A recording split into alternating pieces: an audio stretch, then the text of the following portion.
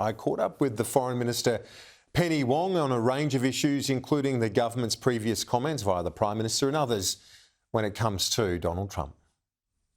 Penny Wong, thanks so much for your time. Good to be with you. The Prime Minister said that the prospect of Donald Trump, or when he was president, scared him. How's he going to navigate that now that he's back in the White House? First, we congratulate President Trump on his election, look forward to working with him, and this is an historic alliance, shared friendship, shared values, shared strategic objectives. I think you've seen, in terms of Prime Minister Albanese, his ability to work with people, to work with others as Prime Minister. He's certainly been a very energetic Prime Minister in terms of engagement in Australia's interests with other leaders, and I'm sure you will see that as well with President Trump. And it's bigger than the individual, isn't it? Well, look, that's right. It's bigger than the two leaders. So what about Kevin Rudd, though? That's an option as well. Do you have a plan B in case Mr Trump refuses to deal with him?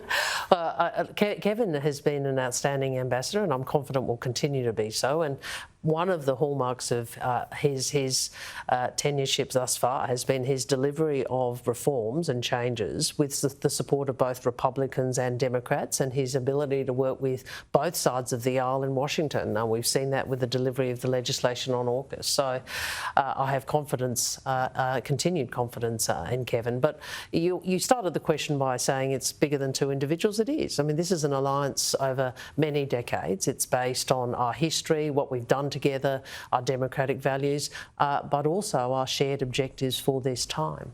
Lara Trump, who's very close to Donald Trump, his daughter-in-law, she raised concerns about Kevin Rudd staying in the role. Do you have a plan B? Well, because if the president doesn't work with our ambassador, you've said it's bigger than individuals. Yeah, and I think it is bigger than individuals. And I think, look, this is a time where we really do need to work together. And I think Joe Hockey had a pretty good comment about this, a few months ago, where he said, it's not about Liberal, Labor or Green. It's about, putting Australia first. When it comes to Mr Rudd or Ambassador Rudd or all issues when it comes to the alliance. Mr Rudd, though, just to clarify, he had tweets up as recently as 2 days ago saying that Donald Trump was a traitor. These were historical tweets. These are historical tweets. And look, but he hadn't pulled them down as of 2 days ago.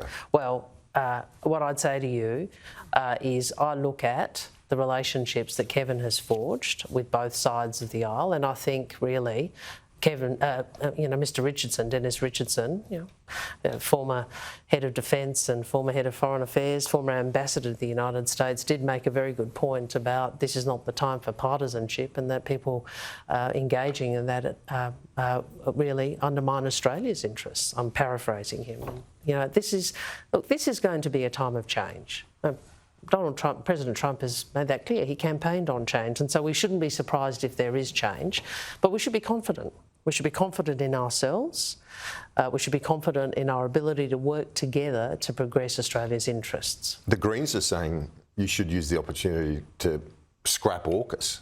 Well, the Greens have never supported AUKUS, and the Greens remain, frankly, a fringe party that expresses very irresponsible views when it comes to Australia's national security. Well, they're saying that Donald Trump will be a threat to democracy, for women, for people of colour, for the LGBTQI community, for the climate.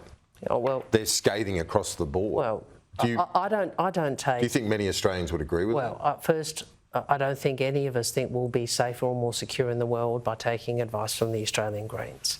But let's go through some of the issues. The Greens oppose AUKUS.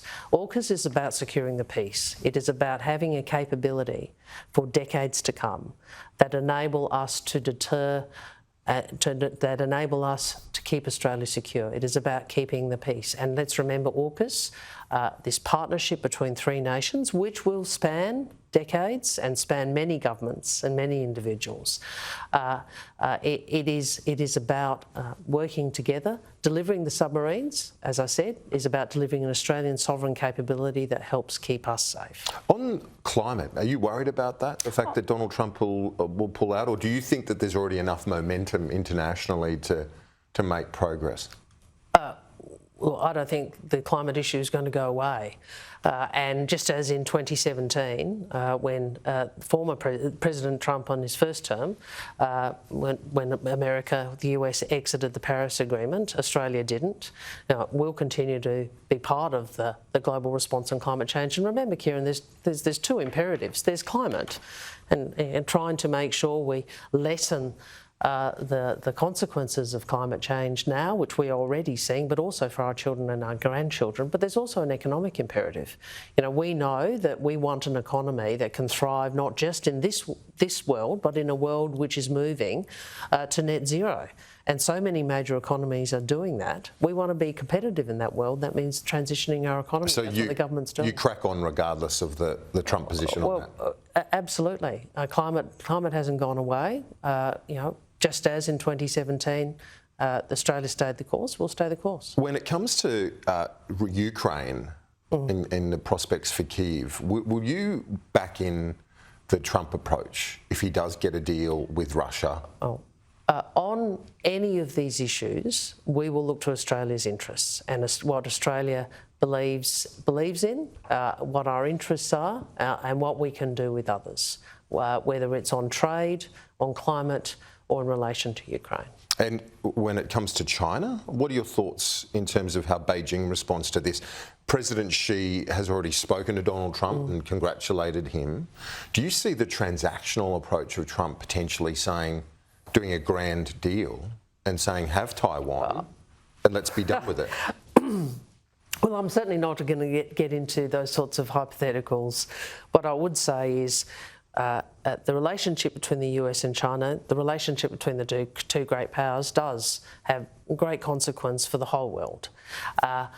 We know that regardless of who, whether it's under President Biden or under President Trump, America sees that China as a competitor, as the other great power, and there are going to be different policies at times about how they deal with that relationship. We have our principal strategic relationship with the United States. We have our principal economic relationship with China. This has been the case for many years. And so navigating that is what Australian governments have to do. And you've seen what this government has done when it comes to navigating maturely and confidently the relationship with China. A couple of other ones before you go. It's a lot to get across, but on the Middle East, Donald Trump, a very strong supporter of Israel. Is there an inherent tension now between the US approach and ours, given that? We have taken the view, along with the majority of the international community and the majority of our like-mindeds, that adherence to international law is the central principle when it comes to the conflict in the Middle East. It is a tragic conflict. We know its history in the abhorrent acts of Hamas. We know also the catastrophic loss of life we have seen in Gaza and the catastrophic humanitarian situation we see there. So Australia has a principled position. I know that people have different views about it, but we will continue to advocate for and articulate that principled position. And you feel that there's international support behind that as well, regardless of what happens in the White House? Well, I think countries will make their decisions about how to approach this, but I think the overwhelming majority of the international community has been broadly in the same place: ceasefire, security for Israel, and ceasefire, return of hostages, and the delivery of humanitarian assistance.